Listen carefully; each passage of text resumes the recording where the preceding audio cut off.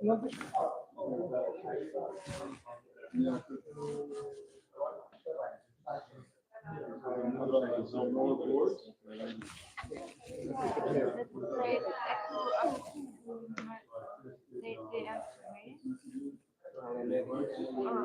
battery. No need. No need for that. I mean, if you want. For the background. Yeah, well, do it. See?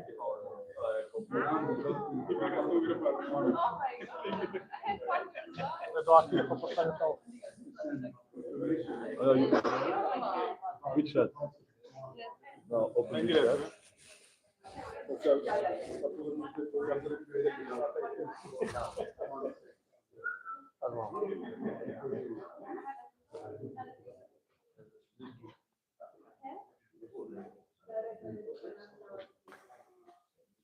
Okay, so good afternoon, everyone.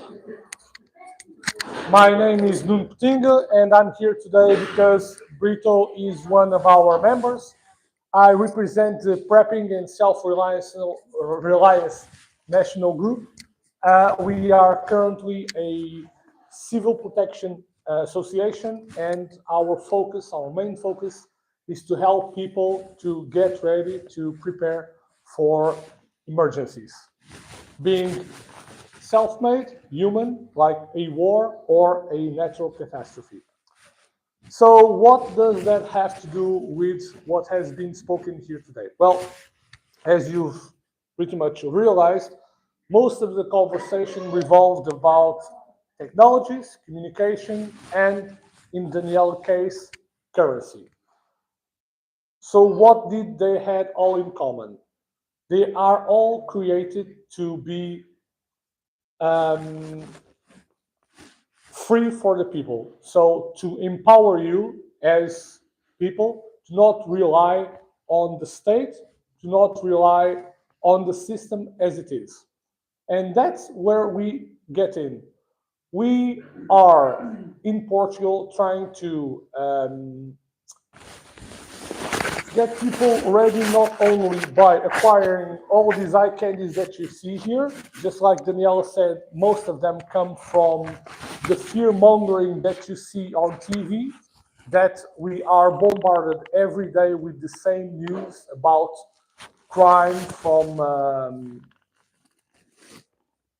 non-national citizens, from wars outside that eventually have an impact in our economy, and people start to get scared. Like most recently, we had a blackout.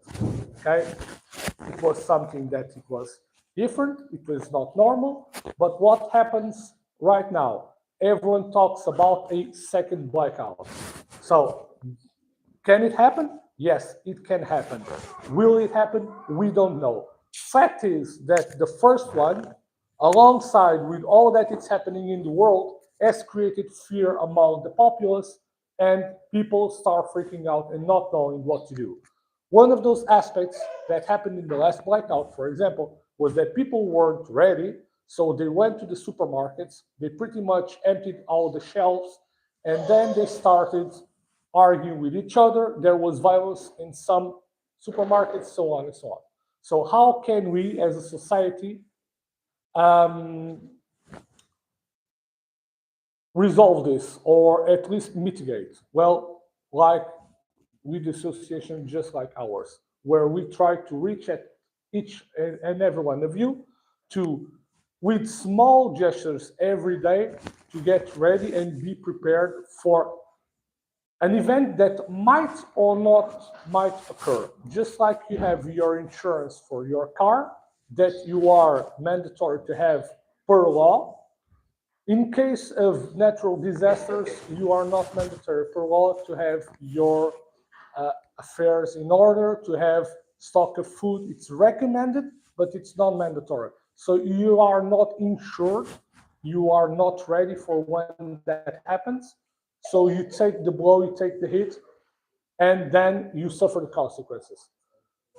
For you, as a part of the society, might be the end of you. So it might mean your death. For the society itself, it's a blow that in the general aspect might be enough for a small country like ours to pretty much disappear. Because, let's face it, we are living in a world that currently, in Portugal, the government doesn't give us the safety network that we need.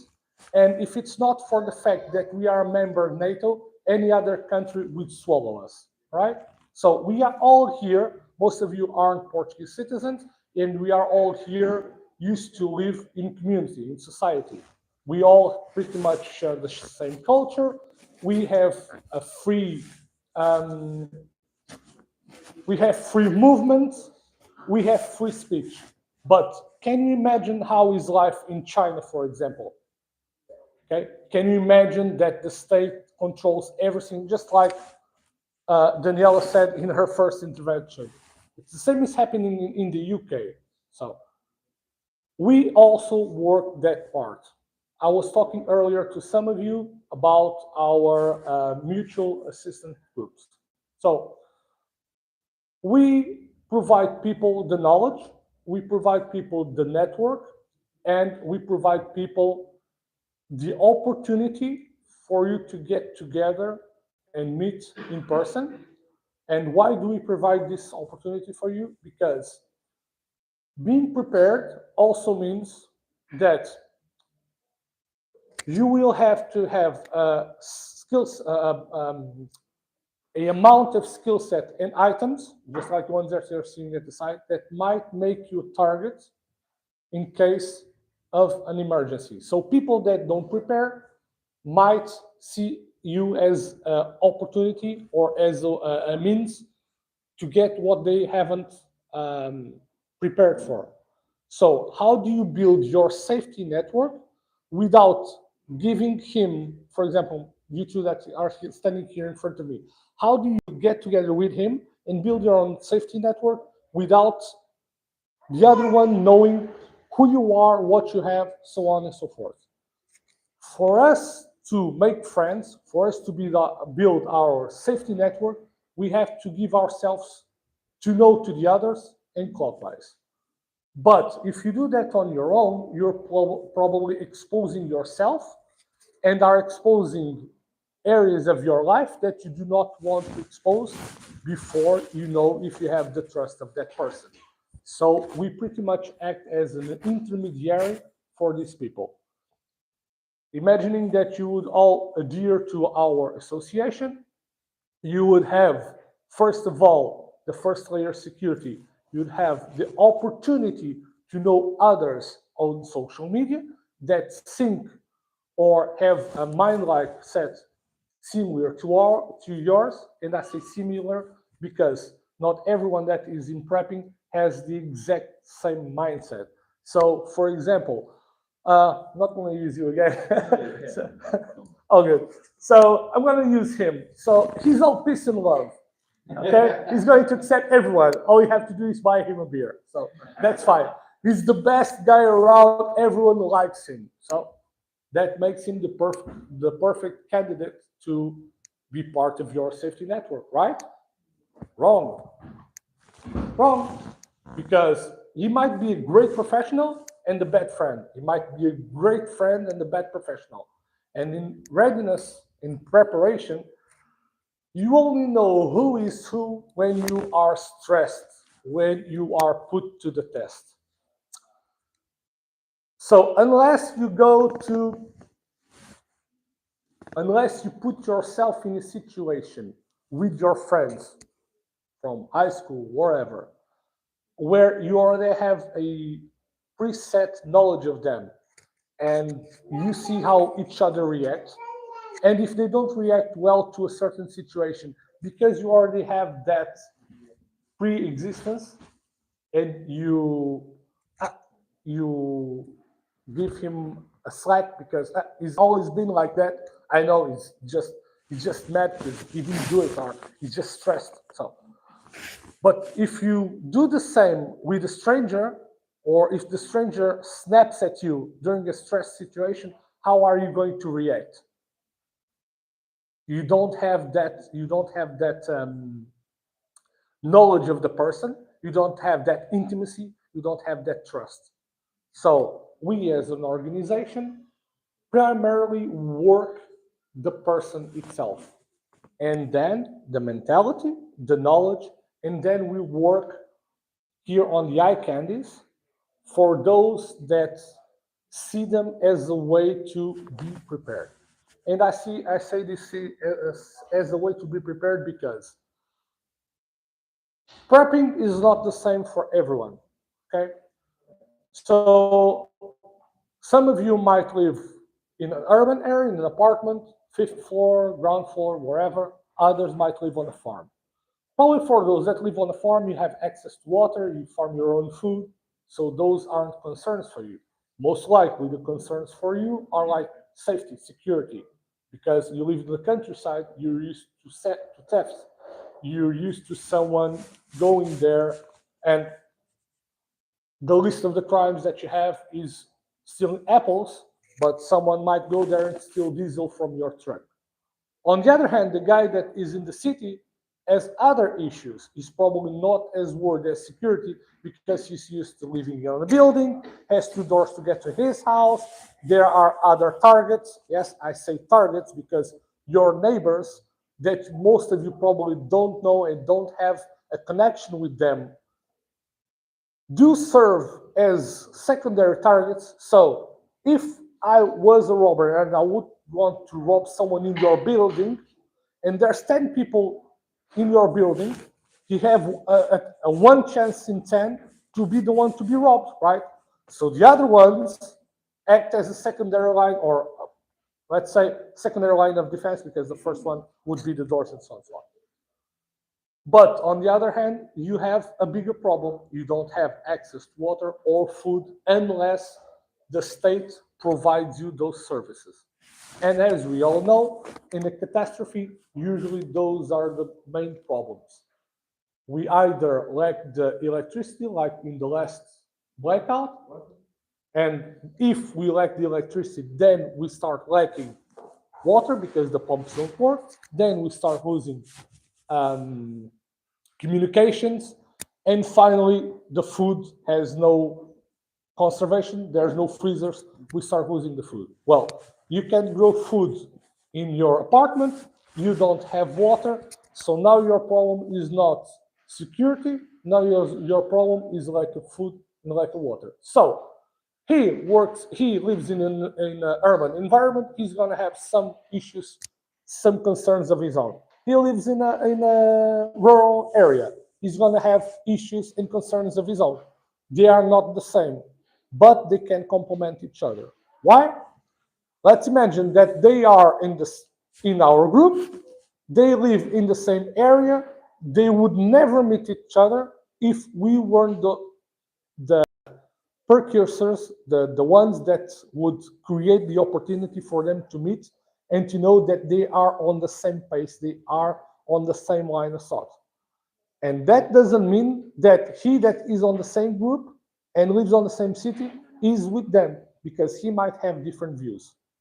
But we are the ones that created the opportunity for them to meet. And now, if they do get along well enough, he has the opportunity to go to somewhere where there's water and food to grow, and he has an extra weapon at his side to provide security. Because, let's face it, there are no lone wolves in prepping. You might watch the movies, Hollywood, you might think that, oh, it's best if I go alone to the mountain or whatever. Fact is, you get sick, who's going to watch your back? You get injured, who's going to watch your back? Okay? You need to sleep, who's going to watch your back?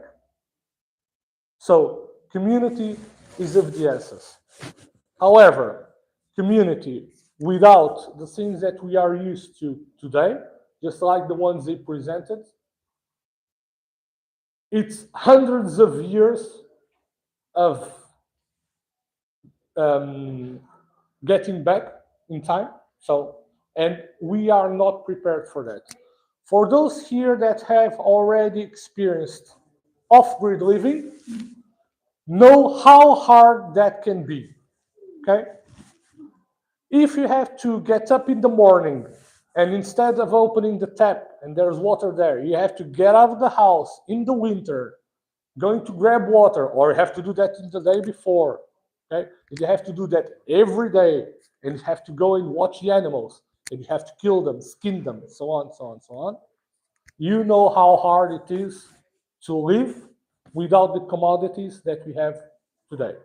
So, for those that live in the urban areas and are not yet in a network, there are solutions, temporary solutions, and those are fixed for temporary problems, just like the one that happened in Spain, where there was the floodings, and I believe that it was for 3 days. You were pretty much isolated from everyone. So,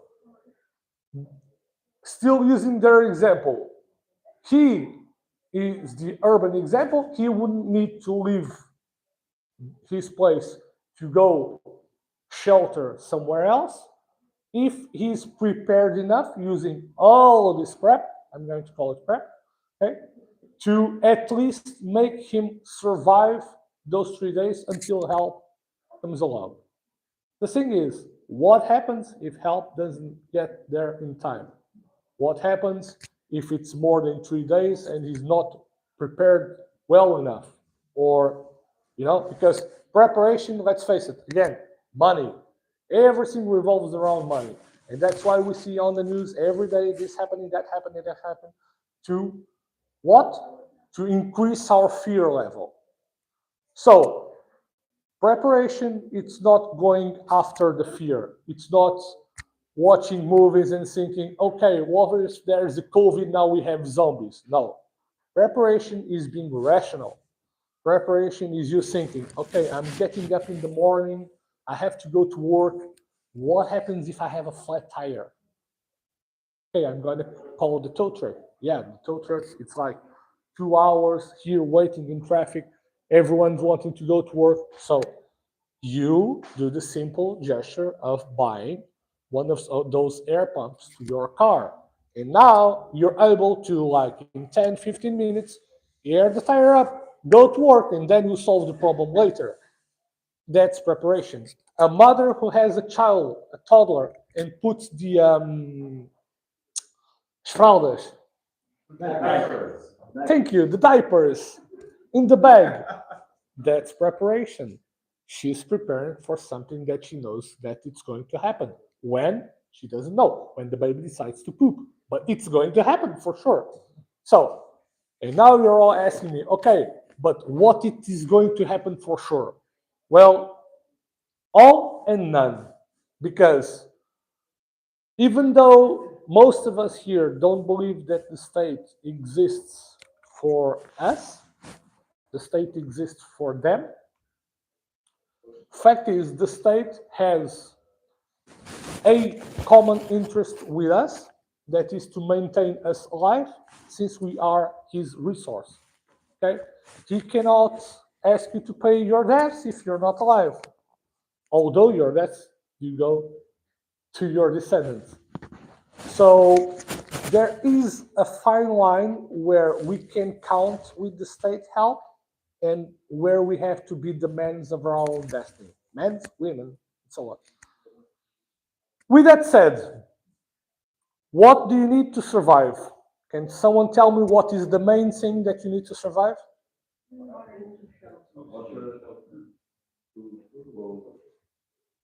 The very main thing. Air. Exactly, air.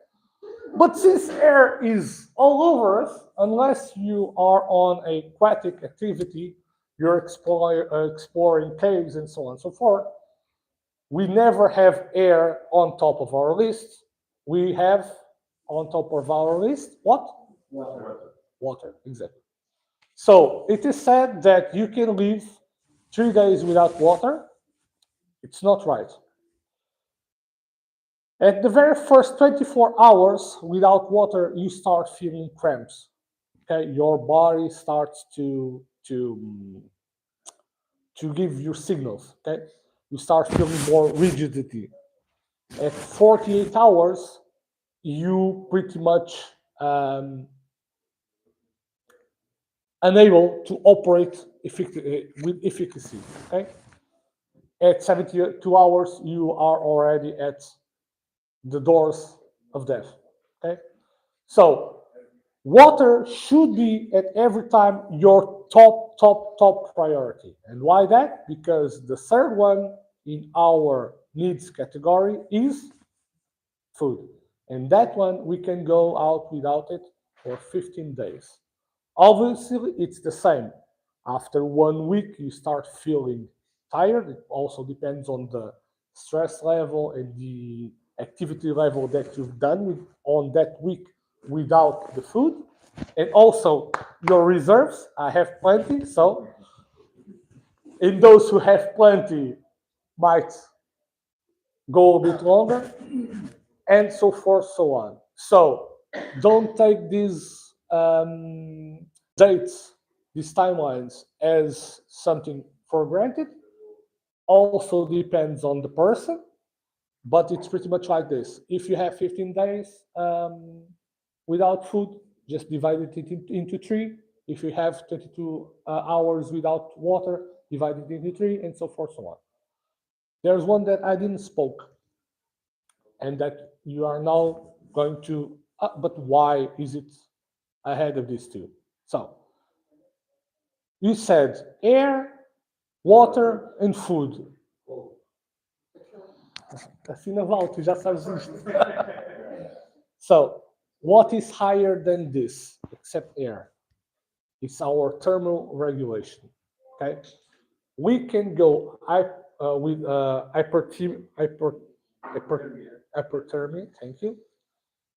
Between 5 and 15 minutes, sometimes less, depending on the conditions. So, if you do fall on freezing water, for example, it's like minutes, seconds. Yeah. So thermal regulation, it's important, very important. So I would place it at number 2. Okay. Water, thermal regulation, food. Yeah. Air, sorry, I forgot the air. Air, water, thermal regulation, food, and then what comes next? Thermal regulation.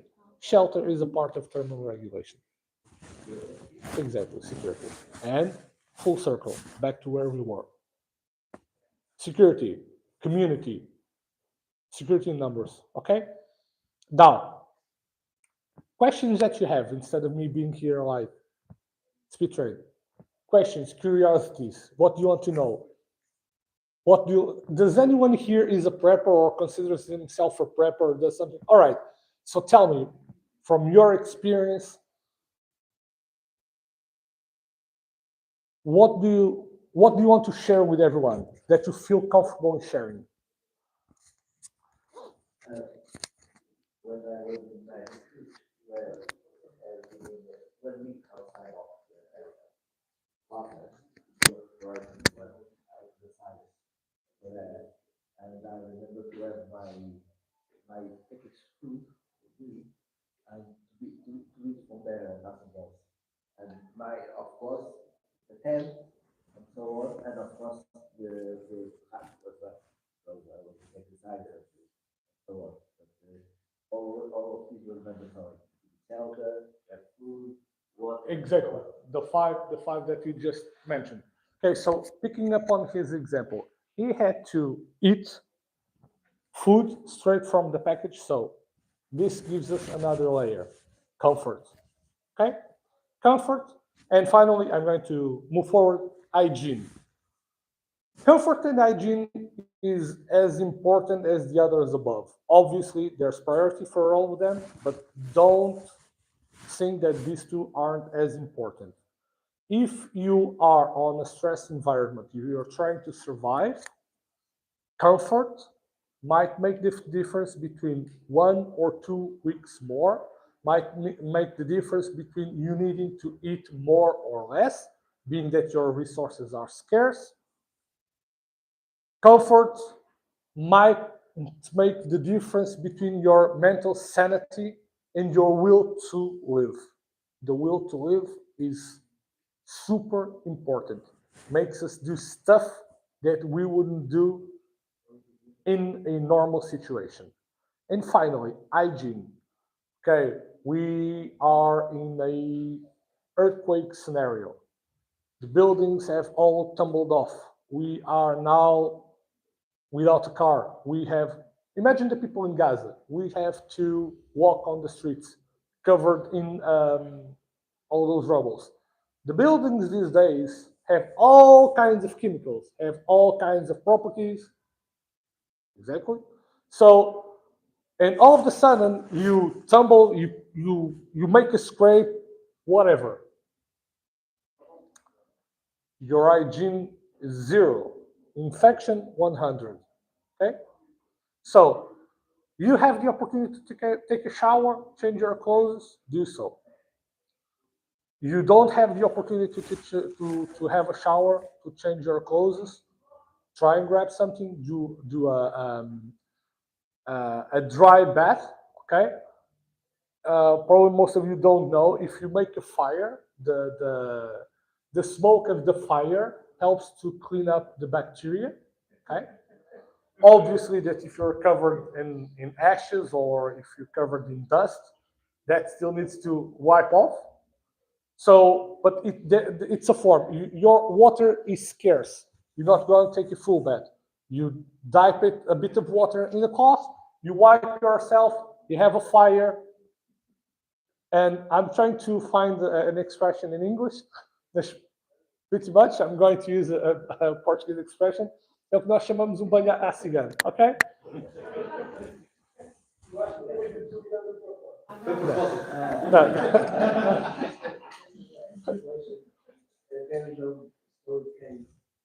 When we talk about comfort, it happened in the First World War, in the First War, that Portuguese army discovered that the German army had much better trenches than the Portuguese ones.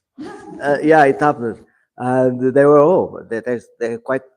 It seems like autos and so on, and of course, comfort was much better, and of course, hygiene was much better, and it explains all because our rule in our First World War was a shame because of the bad conditions at the time. Okay, so that's when you talk about comfort, I remember that case. I was not living at that time, but I know. Yeah, it's history, and we do learn with history. So, that being said, you pretty much have the ingredients to live normally again.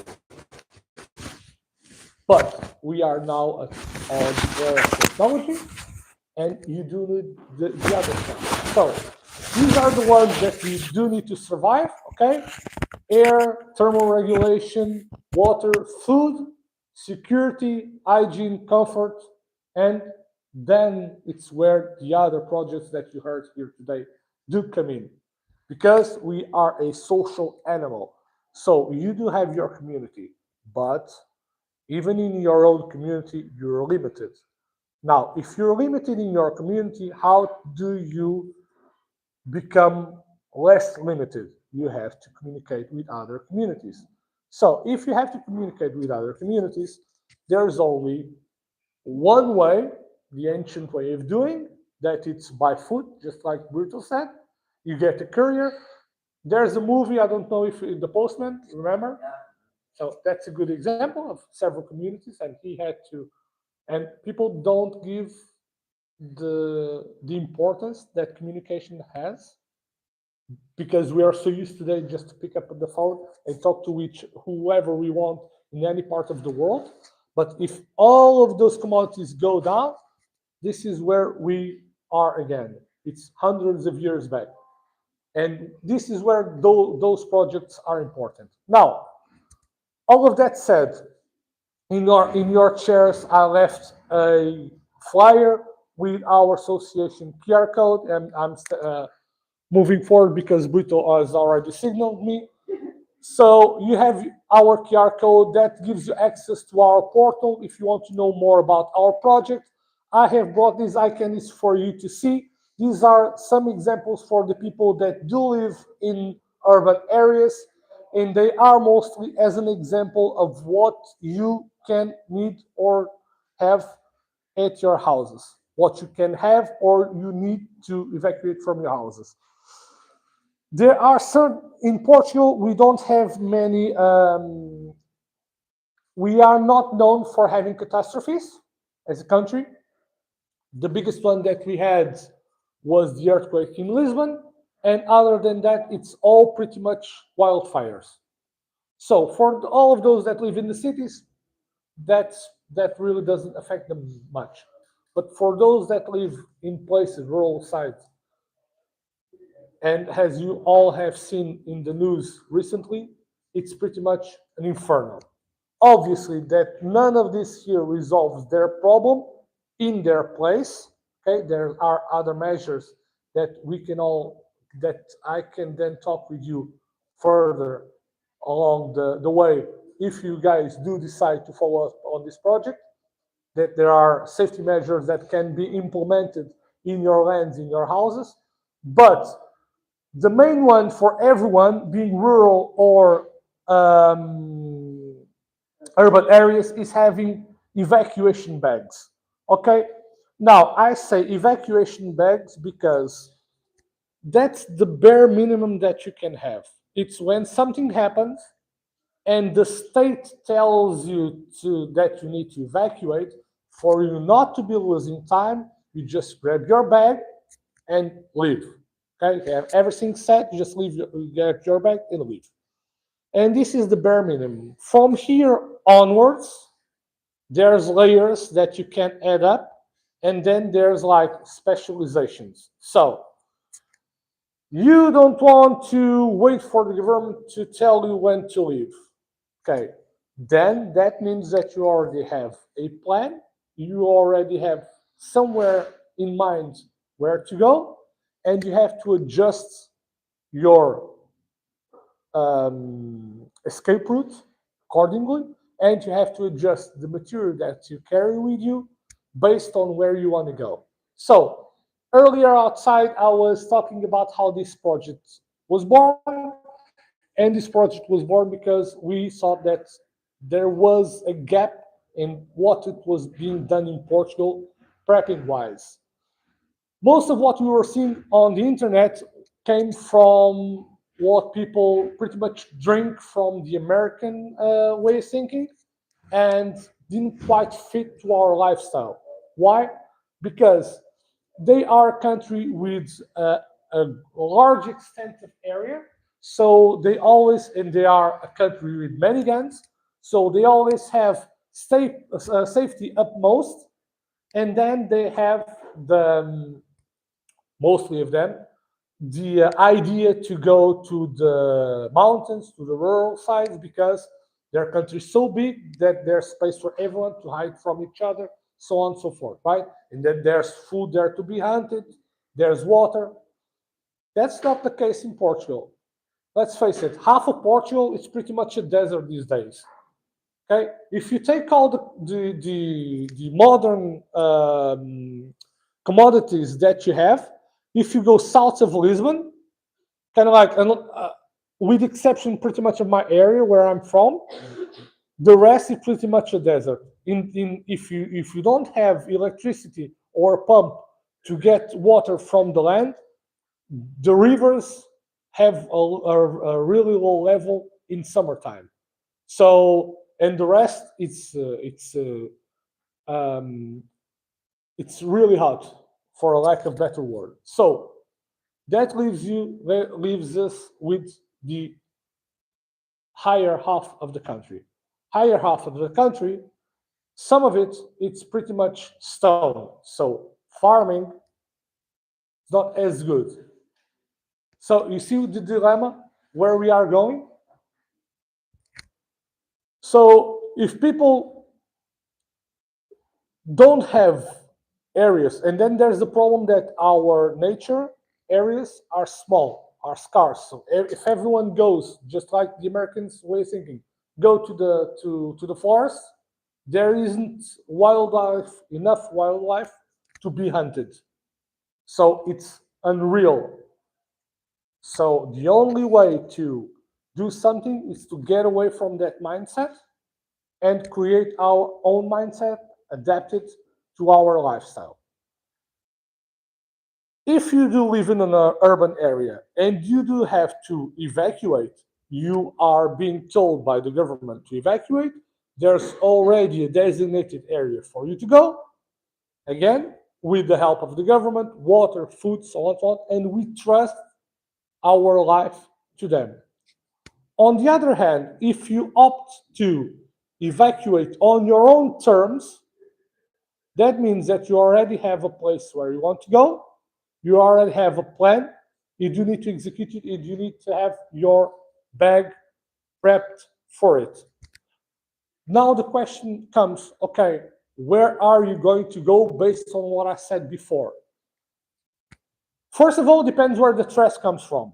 You might have planned to go south, but the threat is south, so not going to the danger zone. You do need to go north. Okay? This is just a scenario. Here we are just imagining and theorizing things. But if he does go north, what is his plan? Okay? What is he going to do north? Does he have someone there expecting him to be his safety grid? Does he have a place to be in shelter? How is he going to go there? Does he go with a car? Does he go on foot? So on, so on, so on. So your backpack does need to be constructed with all that in mind. Again, full circle. If you already have a community, you have a place where you are expected. Earlier before, I used them to, as an example, urban and rural on the same city. But let's imagine, instead of being on the same city, he lives in a different part of the country, and he has his own security net there already. Is he willing to receive his friends from another part of the country? If so, how is he going to get there? Is he going on foot? What is he going to focus? Is he going to carry like 50 liters of water because he just needs water? No, you're going to need the other things that we spoke about. So that's all things that you have to have into account. That said, when you're in the group, when you are in the community, it's easier to make these decisions. It's easier to have those lifelines. And our group, it's not just national. As you all know, Brito is in Germany. We have people in Spain.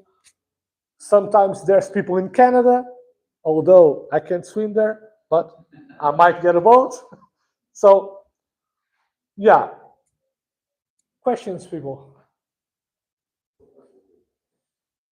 Are there resources that we can check on the internet or like ebooks or something to know, get a little bit of more knowledge?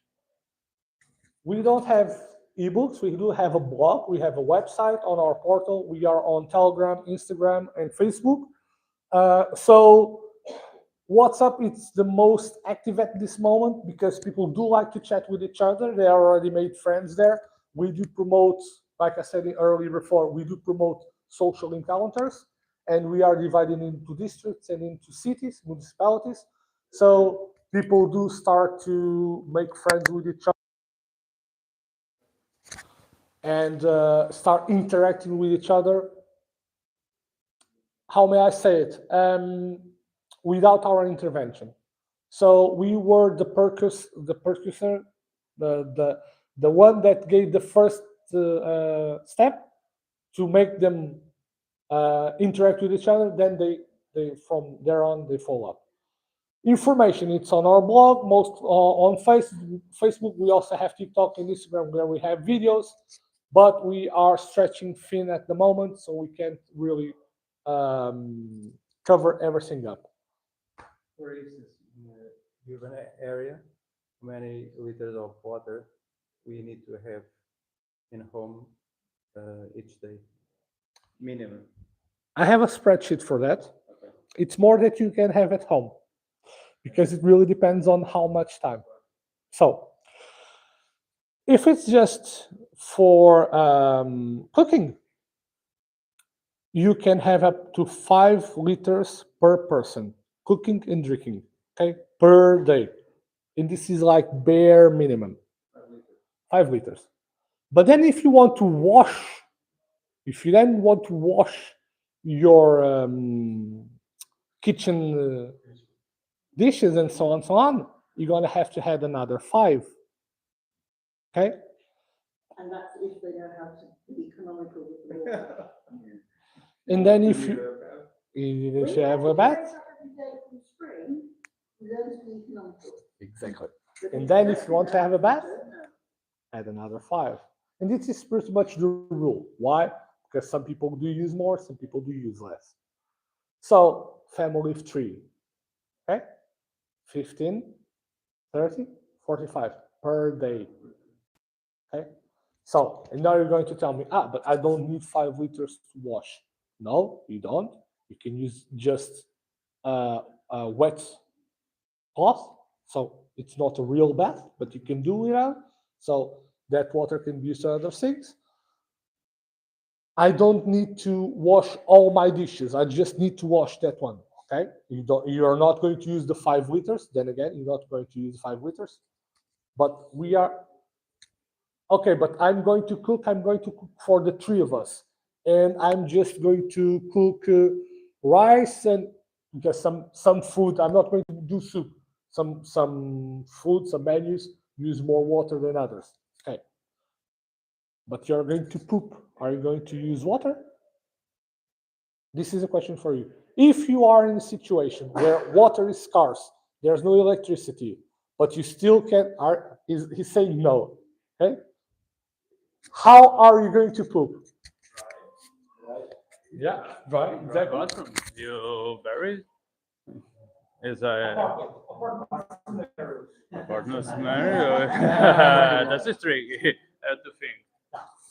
So, urban scenario, apartment, you're gonna want to poop dry. So, plastic bags, okay? A little bit larger than the ones for the dogs, okay? But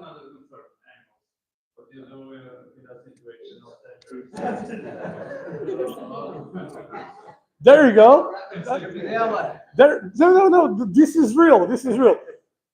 Listen, we have 20,000 followers in social media networks. We are currently the largest prepping group in Portugal. In our WhatsApp, we are over 1,000. It's the most active. People are kind of like abandoning a bit Facebook. It's more of an older person now network. People like TikTok. The younger ones like TikTok, Instagram. But WhatsApp and Telegram are the most still used up to today. Thing is, we have 2 types of people. The ones that prefer their anonymity, they are on Telegram, and the ones that are more chilled on that aspect, that are on WhatsApp. Portugal, because it doesn't have the prepping mentality yet, we do see a lot of people adhering on WhatsApp. We also makes the machine to turn more, and so more people come and becomes more of a family than anything else. That being said, everyone thinks for themselves, or we hope so. So everyone has their own ideas. And now we were joking, but yeah. Pets, what are you going to do with them? Well, we hope that they're fat enough for you to be able to feed off of them if you do need in a real bad situation. Some will call me crazy. Yes, you can call me crazy because I would never eat my dog. Okay? But I do know people who would. Now, this leads us to another conversation and the question. Would you want that type of people in your community?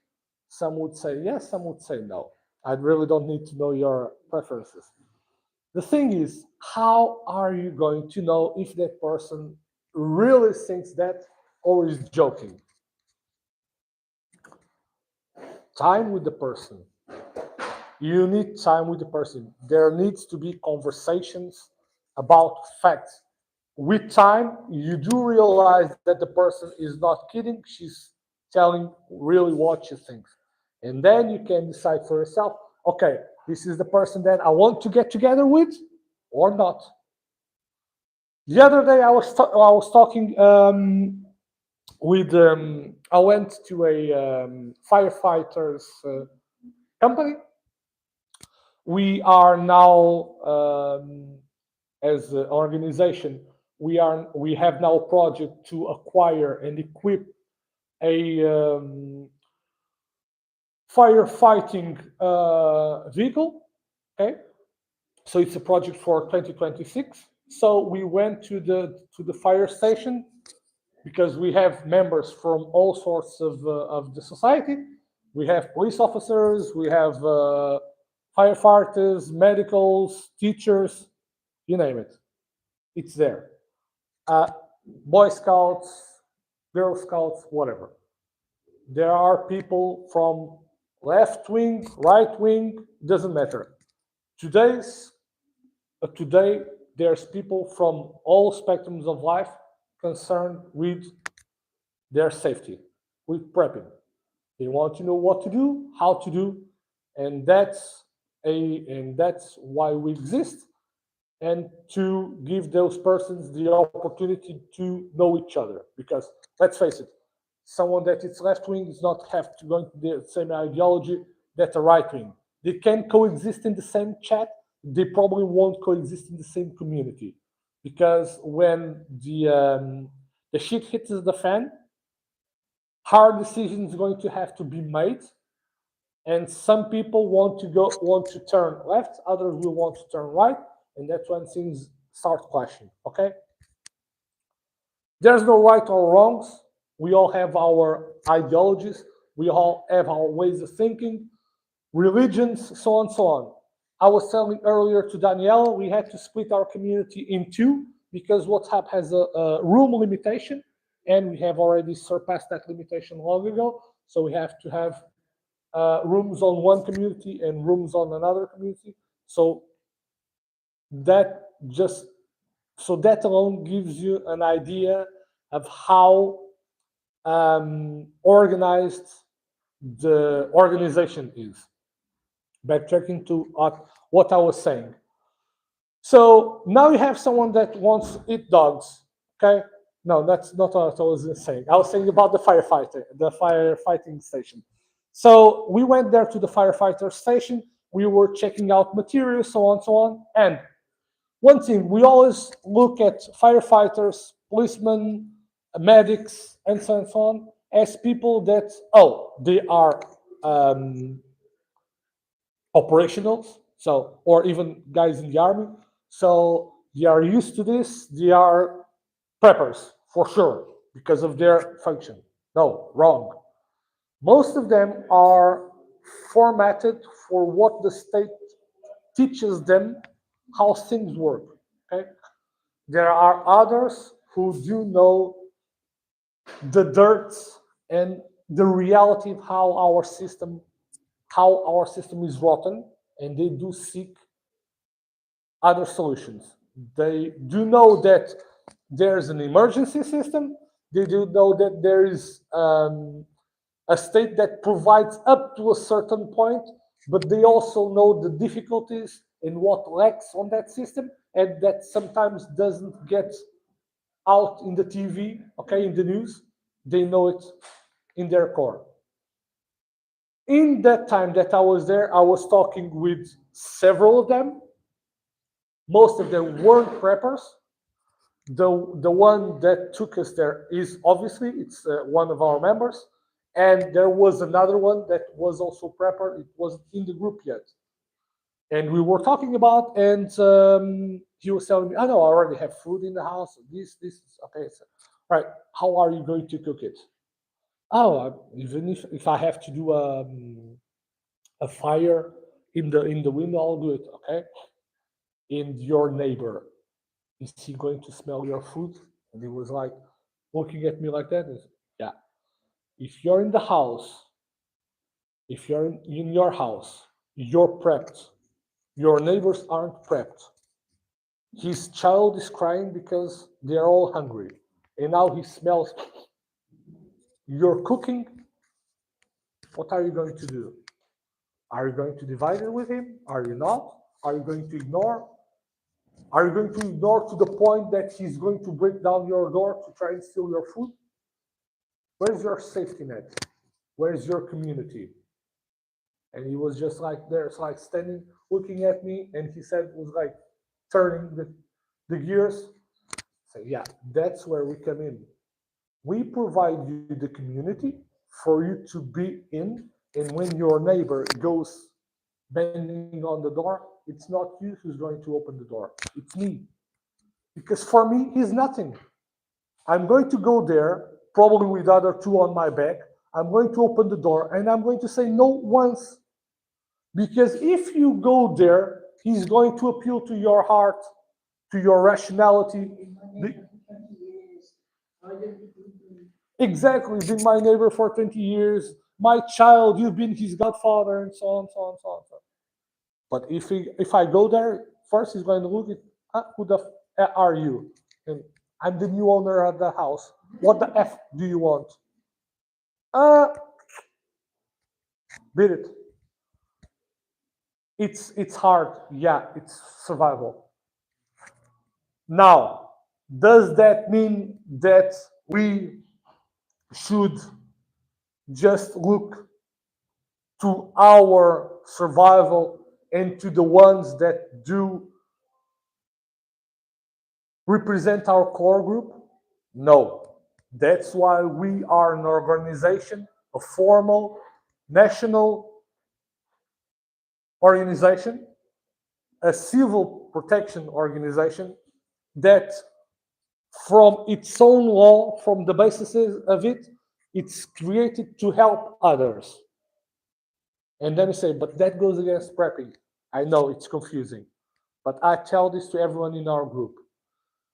The best thing that you can be is be not only ready for you and for your family and friends, but be ready enough to help the others. Because when society has a crash, when something really happens, we all here can be a community. It might not be enough for us to survive. He's a medic. He's a... No, still in the medical area. Doesn't matter. We have a medic and we have a nurse. This medic doesn't know everything about medicine. This nurse won't be able to assist him in an operation just alone. He's going to need another 1 or 2 nurses. Okay?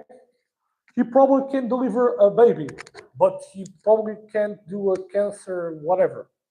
Okay? Worst of all, we are a community. Everyone lives in their own house. We have a plan to get together when something happens. Half of you won't get there. Okay? Our medic died along the way. Now what? We have no medic. Okay? I'm not going to bother you with this anymore. I hope that you liked this small talk. I hope that for some of you made you at least think of the things. I hope to see you all in the group, at least in our social medias, and then hopefully in the future in our personal encounters, so on and so forth. Now let's go eat.